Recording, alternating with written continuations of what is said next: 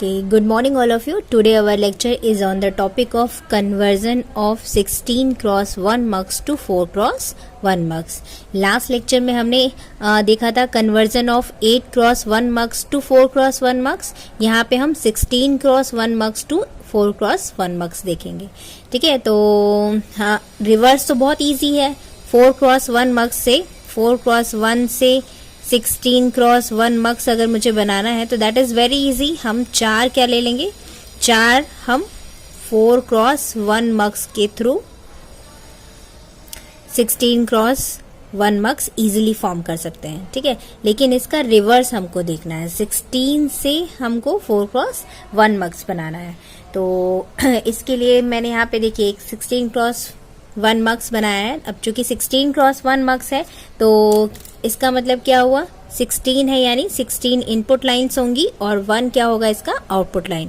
तो 16 input line है, it means what, 2 की पावर 4 इज इक्वल टू क्या होता है 16. तो ये हो गई इनपुट लाइन और ये क्या कहलाएंगी, नंबर ऑफ सिलेक्शन लाइन. तो कितनी सिलेक्शन लाइन होंगी, 4. तो यहाँ पे 4 सिलेक्शन लाइन ली है हमने W X Y and Z. इसको मुझे कन्वर्ट करना है किसमें, 4 क्रॉस 1 मक्स में. तो 4 क्रॉस 1 मक्स यानी 2 की पावर 2 इज इक्वल टू 4.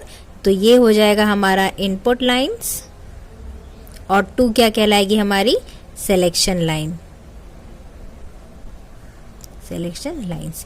तो यहाँ पे हमने 4 इनपुट लाइंस ली है, I0, I1, I2, I3 और 2 क्या होंगे हमारी सिलेक्शन लाइन. तो इन 4 सिलेक्शन लाइन में से हमको कोई भी दो सिलेक्शन लाइन जो है वो 4 क्रॉस 1 मक्स के लिए लेनी है. या तो मैं WX कंसीडर कर लूँ या फिर Y और Z. तो कोई भी दो सिलेक्शन लाइन हम 4 क्रॉस 1 मक्स के लिए लेते हैं. तो लेट अस अज्यूम दैट हमने लिया है WX. तो Y और Z क्या हो जाएंगे रिमेनिंग. तो ये YZ जो है वो एज अ इनपुट 4 क्रॉस 1 मक्स में अपीयर होंगे. तो वो इनपुट क्या होंगे वो हम बाय प्रोसेस के थ्रू देखेंगे. ठीक है, तो इसके लिए इसको इजीली समझने के लिए हम एक क्वेश्चन लेते हैं. 16 क्रॉस 1 मक्स का एक क्वेश्चन लेते हैं और उसके थ्रू हम इजीली समझ में आ जाएगा आपको कि कैसे कन्वर्ट किया जाता है 16 क्रॉस 1 मक्स को 4 क्रॉस 1 मक्स में. ओके, तो यहाँ पे हमने एक क्वेश्चन लिया है.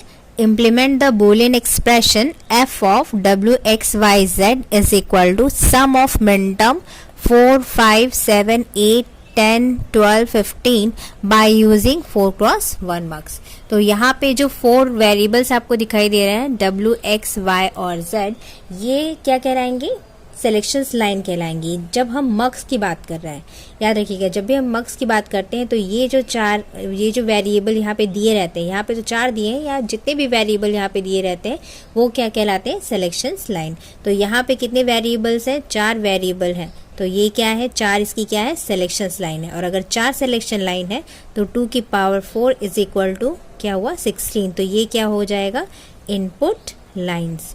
तो इनपुट लाइन है तो ये 16 क्रॉस 1 मक्स का एक फंक्शन है. यानी ये जो फंक्शन है, ये जो बुलियन एक्सप्रेशन है वो 16 क्रॉस 1 मक्स से इजीली इम्प्लीमेंट हो जाएगा.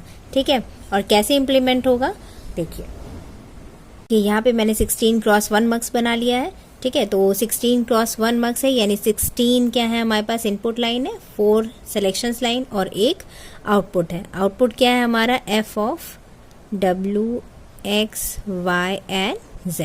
ये हमारा क्या है, फंक्शन, जिसे हमको क्या करना है, इम्प्लीमेंट करना है. तो ऑलरेडी फंक्शन हमको क्या दे के रखा है, सम ऑफ मिन टर्म में है 4, 5, 7, 8, 10, 12, 15. ठीक है, ये हमको ऑलरेडी दे के रखा है. तो इसको हम कैसे लिख सकते हैं, M4 plus M5 plus M7 plus M8 plus M10 plus M12 plus M15.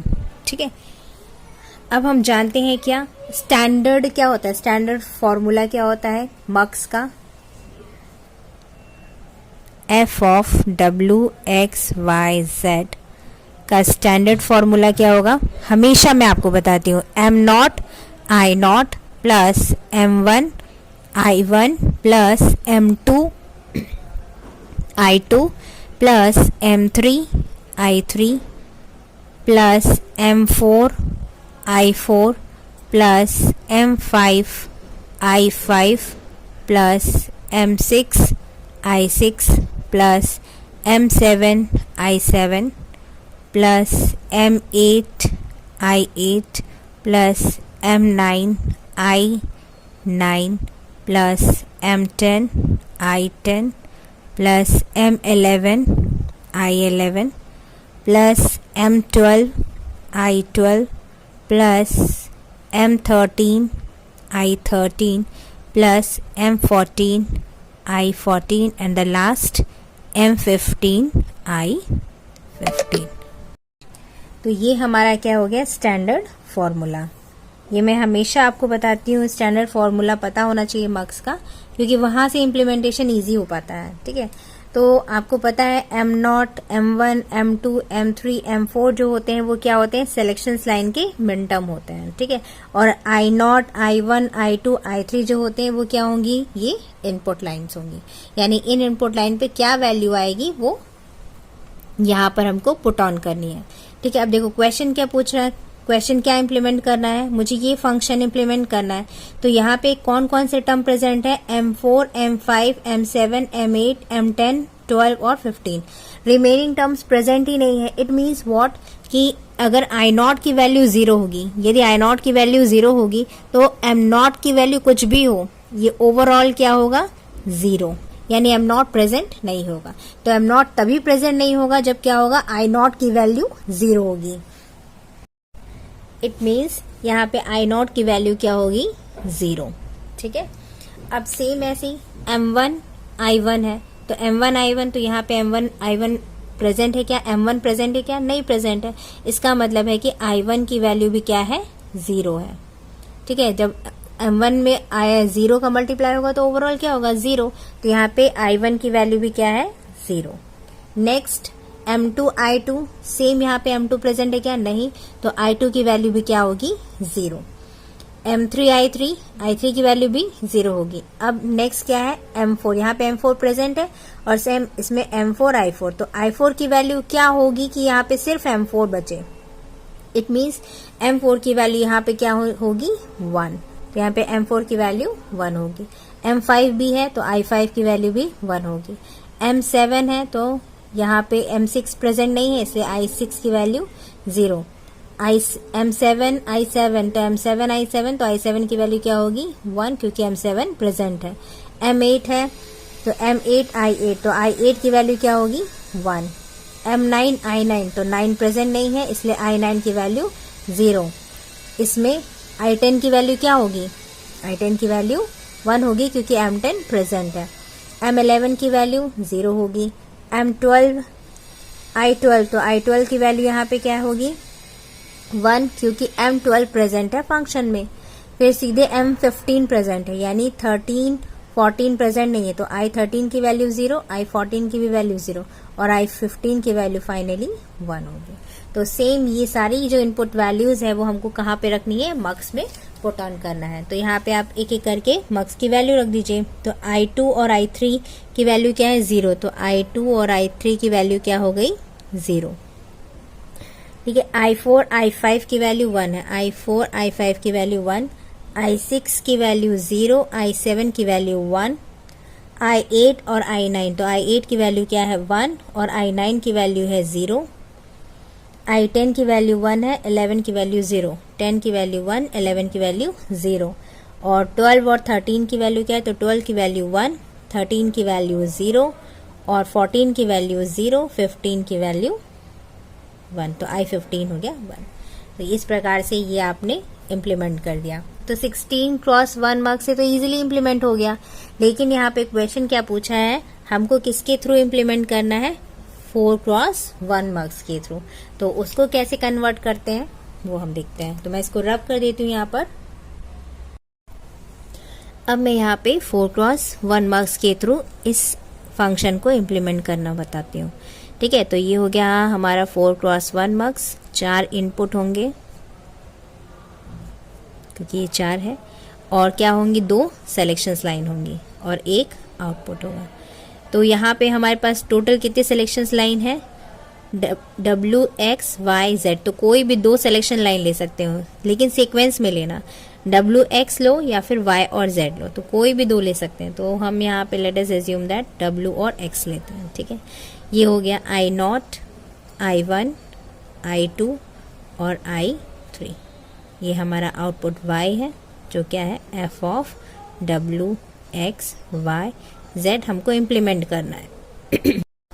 अब हमको यहाँ पे 2 सिलेक्शंस लाइन लेनी है 4 सिलेक्शंस लाइन में से। तो 4 selection line W X Y Z है, उसमें से कोई भी 2 सिलेक्शन लाइन आप चूज कर लिया, ठीक है। तो यहाँ पे सबसे पहले एक टेबल बनाएंगे। अब देखो ये टेबल कैसे बनेगी, जो सिलेक्शन लाइन हमने ली हुई है उसको यहाँ पे रखिए। तो 2 ली हुई है W X और रिमेनिंग कितनी बची, 2 बची। कौन कौन सी, Y और Z। तो 2 हमने ली है, तो कितने कॉम्बिनेशन बनेंगे, 0 0 0 1 1 0 1 1। तो यहाँ पे हमने 4 ये लाइन खींच दी, ठीक है। 4 हमने यहाँ पे लाइन खींच दी। रिमेनिंग कौन सी बची, Y और Z। तो Y और Z, तो Y और Z के लिए भी कितने कॉम्बिनेशन बनेंगे, 4, क्योंकि 2 वेरिएबल है Y और Z। तो 0 0 0 1 1 0 1 1। तो यहाँ पे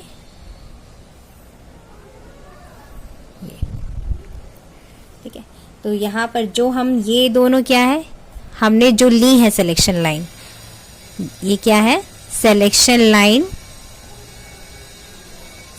लाइन्स फॉर 4x1 मक्स के लिए, ठीक है। सिलेक्शन लाइन फॉर 4x1 मक्स के लिए।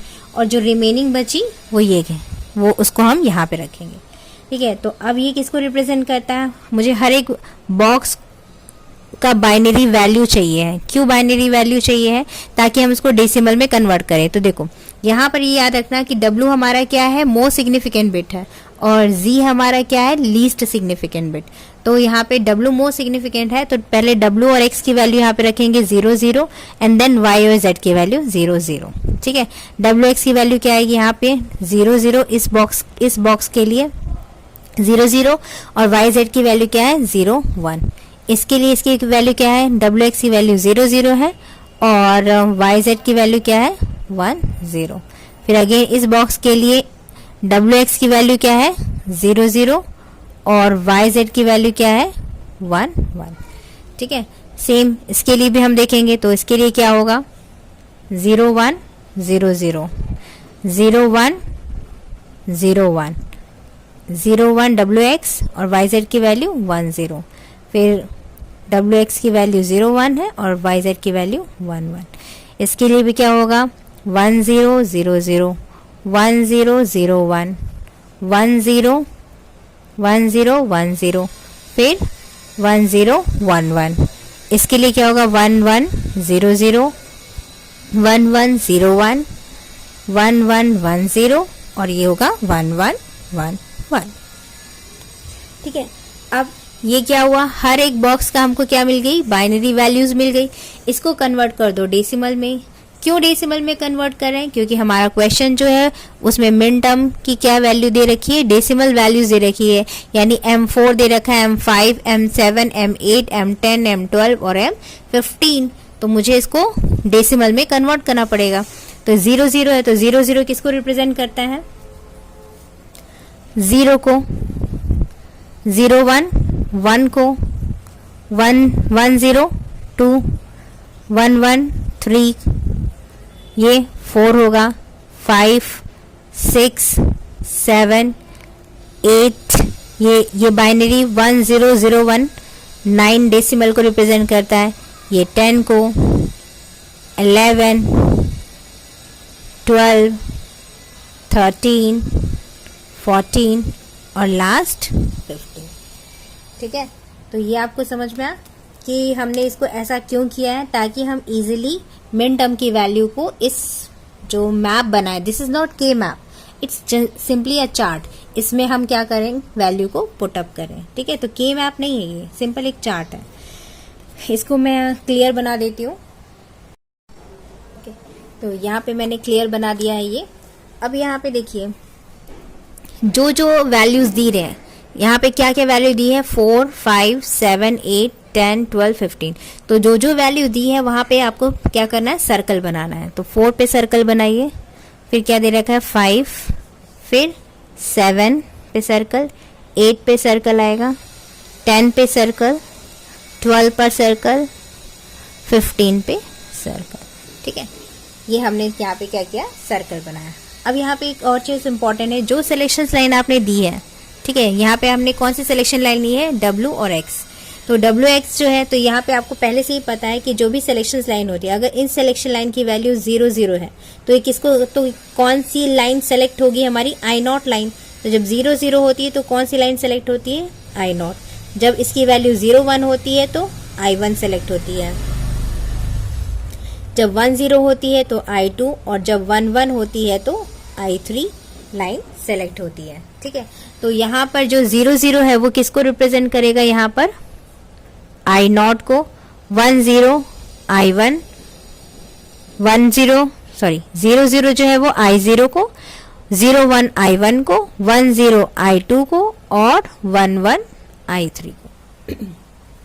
ठीक है, अब हमको क्या करना है, इनके एक्सप्रेशंस निकालने हैं। किनके एक्सप्रेशन हमको निकालने हैं, I0 के, I1 के, I2 के और I3 के। तो I0 के एक्सप्रेशन कैसे निकालेंगे, उसके नीचे वाला जो कॉलम है, ये पूरा कॉलम, इसको हमको देखना है।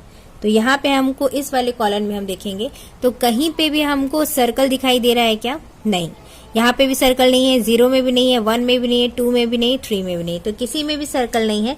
इसलिए I0 की वैल्यू यहाँ पर क्या होगी, I0 की वैल्यू क्या होगी, 0, क्योंकि कहीं पे भी सर्कल नहीं है। ठीक है, नेक्स्ट अब I1 की वैल्यू देखेंगे। तो I1 की वैल्यू कैसे देखेंगे, इस वाले कॉलम में, ये वाला जो रो होगा, ठीक है, I1 के जस्ट नीचे वाला। तो यहाँ पे कहाँ पे सर्कल है, 4 पे भी है, 5 पे है और 7 पे है। तो 4 पे है तो 4 पर है, तो 4 के सामने वाला YZ की वैल्यू हम देखेंगे। तो 4 के सामने YZ की वैल्यू क्या है, YZ की वैल्यू 0, 0। तो यहाँ पे मैं I1 का एक्सप्रेशन लिखती हूँ। देखो I1 का एक्सप्रेशन कैसे होगा, 4 के सामने YZ की वैल्यू, तो ये हो जाएगा Y बार Z बार, क्योंकि 0, 0 है। 5 में भी सर्कल है तो हम 5 के लिए भी YZ की वैल्यू चेक करेंगे और ये प्लस में आएगा। ठीक है, क्या है, Y बार Z, क्योंकि Y बार Z, Y की वैल्यू 0 है तो Y बार, और Z की वैल्यू क्या है, 1, तो Z। अब 6 पे सर्कल है क्या, नहीं, 7 पे सर्कल है तो प्लस 7 के सामने वाला YZ की वैल्यू देखेंगे। तो YZ की वैल्यू क्या है, 1 और 1, यानी Y और Z। तो इस प्रकार से I1 का एक्सप्रेशन आ गया। अब I2 का एक्सप्रेशन कैसे होगा, ये वाला पूरा हम रो देखेंगे। ठीक है, ये वाला पूरा कॉलम जो है, यानी 8, 9, 10 और 11 को देखेंगे। तो यहाँ पे मैं I2 के लिए एक्सप्रेशन निकालती हूँ, I2। तो सेम यहाँ पे 8 पे सर्कल है, तो 8 पे सर्कल है तो इसके लिए YZ की वैल्यू क्या है, 0, 0, यानी अगेन Y बार Z बार। 9 पर सर्कल है क्या, नहीं। 10 पे सर्कल है, यस 10 पे सर्कल है, तो इसके लिए YZ की वैल्यू क्या है, 1, 0, यानी प्लस Y की वैल्यू क्या है, 1, और Z की वैल्यू क्या है, 0, यानी Z बार प्लस। 11 पे सर्कल है क्या, नहीं, तो ये यहीं पे खत्म हो गया। नाउ I3 का एक्सप्रेशन देखेंगे। तो I3 का एक्सप्रेशन क्या होगा, 12 पे सर्कल है, तो 12 पे सर्कल है तो फिर से हम YZ की वैल्यू लेंगे, तो ये हो जाएगा Y बार Z बार प्लस 13 पे सर्कल है, नहीं, 14 पर नहीं, 15 पे सर्कल है अगेन, तो 15 के लिए YZ की वैल्यू क्या है, 1, 1, यानी Y और Z। अब हम इन एक्सप्रेशन को और सिंप्लीफाई कर सकते हैं। जैसे यहाँ पे I0 की वैल्यू तो 0 ही है, ठीक है, I1 की वैल्यू क्या है, Y बार Z बार plus Y bar Z plus YZ। तो इसको मैं और सिंप्लीफाई कर सकती हूँ। देखो यहाँ पे Y bar Z bar as it is रहने दो।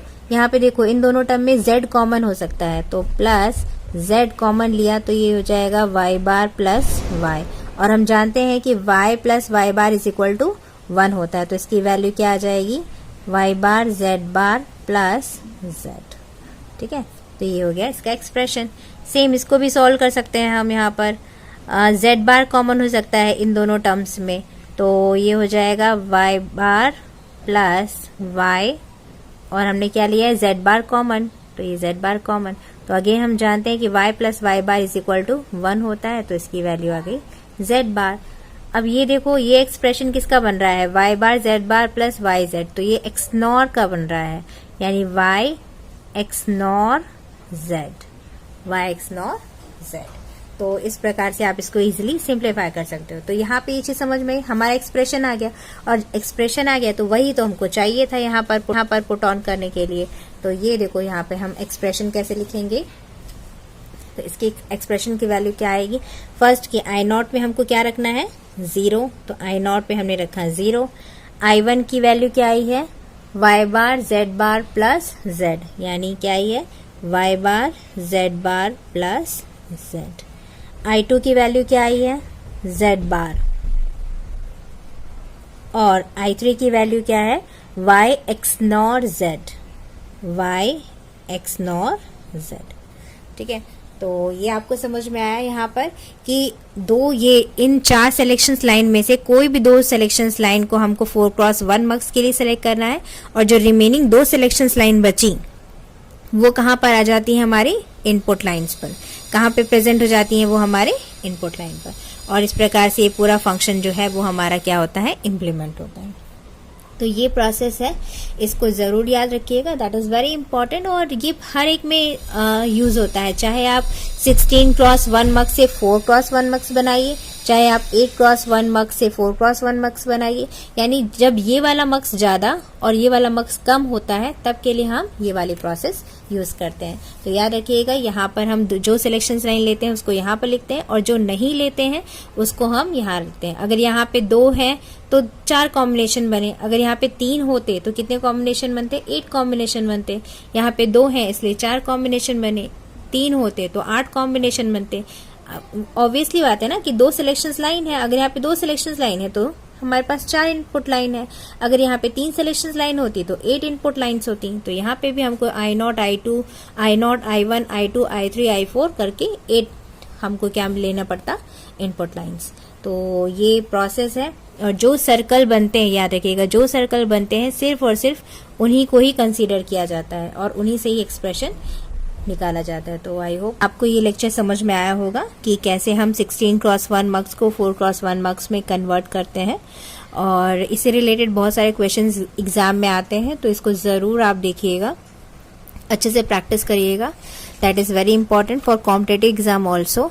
एंड अगर आप इस चैनल पे नए हैं तो प्लीज़ सब्सक्राइब करिएगा एंड लाइक एंड शेयर ज़रूर करिएगा। Thank you for watching, all the best.